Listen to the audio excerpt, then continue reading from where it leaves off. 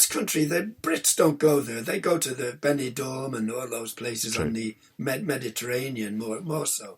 So no one, of course, spoke English. And so we were there for 6 months, and I actually forgot all my English, and I was speaking Spanish by the time we went back to England. And that was exciting as well. My cousins in England didn't know where the hell I'd come from. Because you had this, yes, that's true. And what was the idea? Was the idea that that your dad was going to find a job, or was it just let's spend 6 months in my home country and get back to my roots?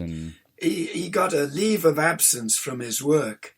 He was so good at the job he did, as an engineer, that they didn't want to lose him, so they gave him a leave of absence for 6 months, so long as he was going to come back and work again, which was great, And then when we were on the farm, he worked on the farm for my grandmother and with his brothers and sisters, because he had 3 brothers and 2 sisters. So, so it was a great time. I mean, I just grew up with animals, with I had my own donkey. I watched little calves being born. It was just an amazing time. I mean, I can't remember it now, of course, but we do have photographs of that time period. My mother, because she was an artist, she was the only one in the village who had a camera.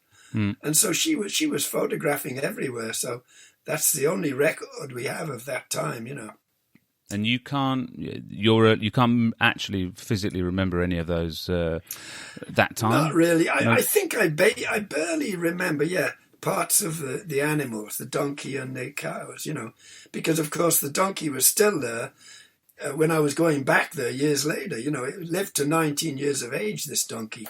So I saw that donkey over a period of 8 or 9 years. Now, I discovered this today, but is it true that the donkey was called Mayo? Mayo, yeah, Mayo. And I just need to point out for everyone listening that your son-in-law is called Mr. Mayo. Is that not true? That's right. That's interesting. Yeah. He's not a donkey, but he works like one. He works as hard as one, I think. Well, we're glad of that. That's right. We don't mind workers. We won't accept non-workers in the family. That's true. For sure. True. So you were born, and then you went to school in Liverpool, in Bebington. As a child, can you remember your primary school times, or being a little boy? Can you remember all that? I remember that from 6 years of age. I remember quite a lot. Yeah, not before 6, but. We went the 6-year-old, the first primary school, and then we went to the secondary modern school in New Ferry. I used to cycle in those days. Can you imagine? They'd let you go to school on your own at 6 years of age. At 6, that doesn't happen anymore. No. Yeah. No, exactly. No, we freak out if they're cycling at 11 these days. Yeah, and. What was it? Was it a happy time? School time? Was it? Oh yeah, I had a great time. You had a great time. Yeah, I loved. Oh yeah, we had great. I have friends, or had friends until he popped off a while back. But he was being with me since he was 6 years of age. A guy called Derek Dunbar. I mean, we did everything together, and we even joined the YMCA, and he even came to art school. We were at the same art school. Travelled, we did spelunking, potholing together, caving, all kinds of things, and travelled together. And he died at 40, so that was quite a while back now. And during your school times, did you get any sort of sniff of artistic? Because I would imagine at some point your mum. You said I've read that you obviously observed your mum painting and would sit near her and things like that. I used to sit with her and that, but at the time when I was at school, I was more interested in gymnastics. So I was actually, my idea then was to be a PTI in the army. I wanted to go and join the army and be a physical training instructor there. So I did about 8 years of gymnastics. And my friend Derek joined the army, and I went with him when he joined. And after I saw the interview, and then the sergeant said, "Right, Mr. Dunbar, stand up to attention." I thought, aye. I don't think I'm going to join this club. Yeah, it doesn't sound quite you. That put me off a bit. Yeah. Yeah. He ended up a parachuter. and ended up getting injured and then retiring. But no, I wanted to be a physical training instructor, but of course my mother being an artist, I was swayed more in the end towards that. And of course there was nothing else I was good at, so I ended up in art school when I was 15. And do you remember sort of art? Did you have art teachers in those days in secondary school? In school? I mean in secondary school, yeah. And they were good, sure. because I can remember my art teacher, and it was quite important. The art teacher can either be a good path, or not necessarily the right thing. But my art teacher was fantastic, and I didn't. Tell me about yours. We had a great art teacher, and so I excelled in art and, of course, woodwork. Anything to do with my hands, I was good at. I mean, I played rugby, which I really loved playing rugby because, a scrum half, your hands are the most important thing, picking the ball out of the scrum, passing it along the three-quarter. So I was good at all that. And so because I wasn't good at maths too good, or English, I'm very bad at spelling. And so I ended up at art school. That was it. Indeed. And I guess there's a mix of your father's technical kind of hands-on manual skills and engineering skills, and your mum's artistic. Funnily enough, my grandfather, I've still got a drawing my Spanish grandfather did for me, my Basque grandfather, of a donkey. He drew me when I was 4 years of age with the donkey, and I've still got that. So it came from both sides, the art side. From the other side, right? I've got you. And your mother was that her? It wasn't her career, I presume, was it? No, well, she would have been, but of course, as she says, having a child during the war, no one was buying artwork. She couldn't sell her paintings then. And so she ended up basically looking after me, and I guess I must have been a handful because she said she waited 10 years to start painting again. The talent of the art and, of course, the physical side, I think it came from both sides, my father's side and my mother's side, Yeah. But you would have seen her painting. That was her activity. So she would have been doing it all the time. So you're completely used to, and you got used to brushes and all the technical aspects of it. Our attic was full of paintings that she had of nudes that she'd painted when she was at art school. And so I used to sneak the paintings to school and sell them. Really? Excellent. Yeah, can you imagine? I even sold a couple of nude paintings to the teachers. Wow! And my mum never found out till I was probably about 30 years of age. I told her. Excellent. And can you've still got some of her art, I suppose, hiding away somewhere? Oh yeah, we have quite a few paintings in a locker at the moment from her. Yeah. When she passed on, my brother and I just separated everything. We did it all in one night. Dissolved the house, the cars, everything. And do you see any similarities with your art in hers? Do you see touches that you recognise, or was it a different epoch? No, totally different. Yeah, she was more of a traditional, figurative painter. I mean, I think some similarities, but basically not really much, Yeah, okay. She never got the chance to actually carry it on because she left it for 10 years. It's almost impossible to get back to where you were, you know what I mean? She was really, really good when she was 18, 19, 20. But then when she left it, when I was born, she left it for 10 years.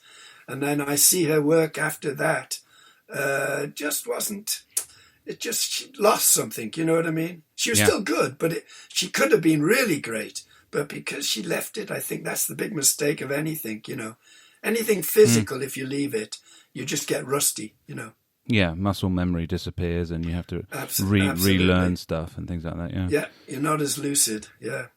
And that 10 years also would have brought on your brother Ramon, I guess. That's right, Ramon was born then, yes. Mm-hmm.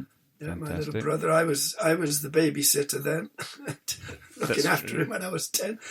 They'd go off to parties, my mum and dad, And I would invite all my friends from the art school over and have a party with my brother, supposedly looking after my brother. And he loved it. I bet he did. Yeah. Oh yeah, you kidding? He had all Eyes these opened. girls. Yeah. All these girls coming up to visit him in the bedroom. Oh my Crikey! God. In Liverpool back in those days, yeah, it was quite a lot of fun, wasn't it? Oh, definitely. And well, let's hold on. Let's I've seen a lot of mention of the summers spent in the Basque Country. Was that when you were a sort of teenager, or was that when you were 11, or what point was that? From the age of 4, it was 6 years of age, 7, 8 years of age, 10 years of age, all the way up. So from that first visit, then it continued each summer. Not every year, sometimes every 2 years. We couldn't make it absolutely every year. Yeah. Secondary school finishes, and then what happens next? Well, for me, it was straight to art school. When I was 15, I left after I did my GCEs. Left straight away, basically, and went to art school. And that's not the Liverpool School of Art itself? No, it was called the Lerd School of Art in Birkenhead. Right. Over the river from Liverpool. Okay. And that was more like a foundation year in art, or was it? It was a 1 and a half year course. It was called a preliminary arts and crafts course. And from there, you choose where you want to go, and I chose Liverpool Art School, and then you go and you choose which department you want to go in the college. You either take painting, or I took silversmithing because I loved designing things, and so silversmithing seemed really interesting because it was a combination of working with your hands and with your mind, with your drawing skills.